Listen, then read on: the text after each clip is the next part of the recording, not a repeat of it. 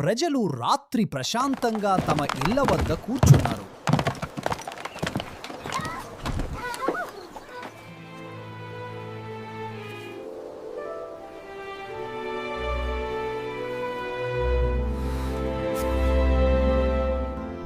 దేవుడు మరియను తన గొప్ప యోచన కోసం ఎంచుకున్నాడు.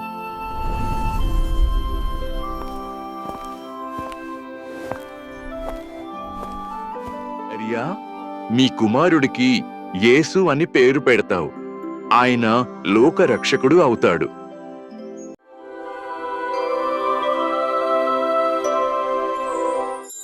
మరియ వినమ్రతతో సమాధానమిచ్చింది, ప్రభువుకి దాసురాలిని నేను.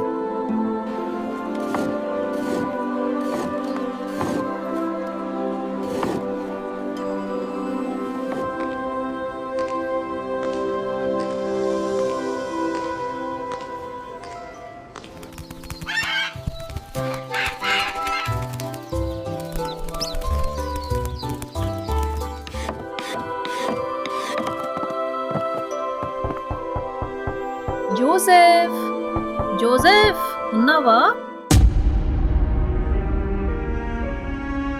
దూత చెప్పిన సందేశాన్ని మరియ వివరించింది, కానీ యోసేపు హృదయం సందేహంతో నిండిపోయింది.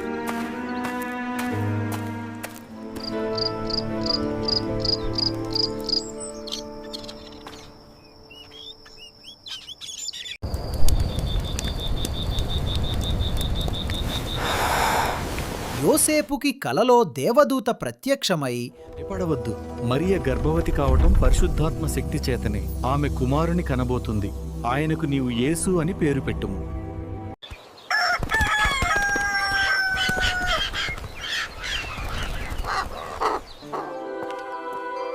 మేరీ, నిన్ను అనుమానించినందుకు క్షమించు. పర్లేదు యోసేపు. రాత్రి దేవదూత నీ గర్భం పవిత్రాత్మ వలనయే అని నాకు తెలిపాడు.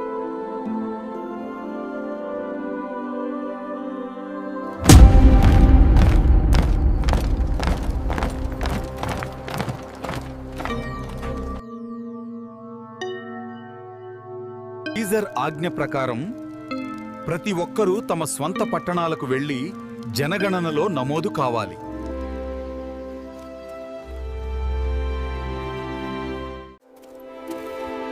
మరియ యోసేపు బేత్లెహేము వైపు ప్రయాణం మొదలుపెట్టారు.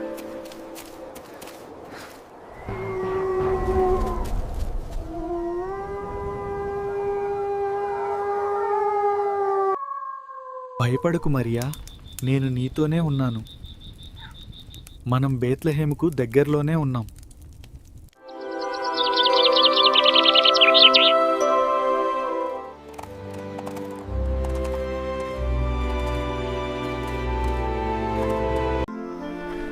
బేత్లెహేము నగరం జనసంచారంతో నిండిపోయింది. వారికి ఇల్లు దొరకలేదు, వసతి కోసం చోటు లేకపోయింది.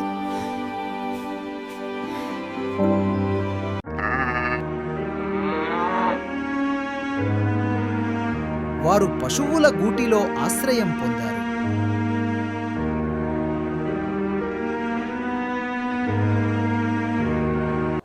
ఆకాశములో ఒక ప్రకాశవంతమైన నక్షత్రం వెలిగింది.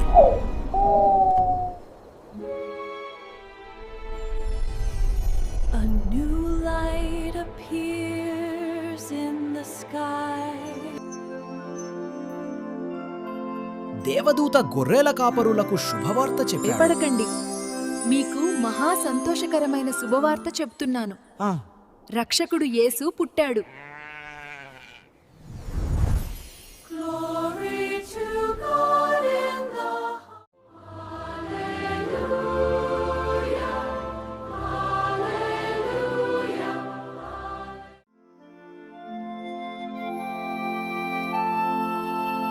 యేసయ్యా, నీవు దేవుని వరం.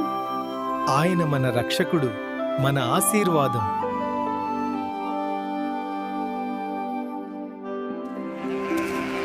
గొర్రెల కాపరులు ఆ శిశువును చూడటానికి బయలుదేరారు.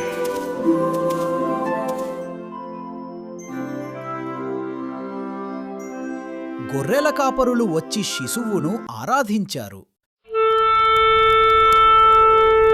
తూర్పు నుండి మేధావులు ఒక నక్షత్రాన్ని చూసి బయలుదేరారు.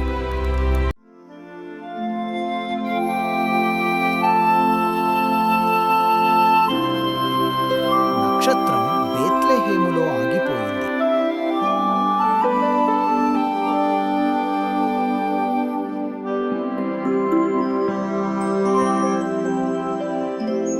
మేధావులు బంగారం, ధూపం, గంధరసము బహుమతులు సమర్పించారు. యేసు జననం ప్రపంచానికి రక్షణను తెచ్చింది.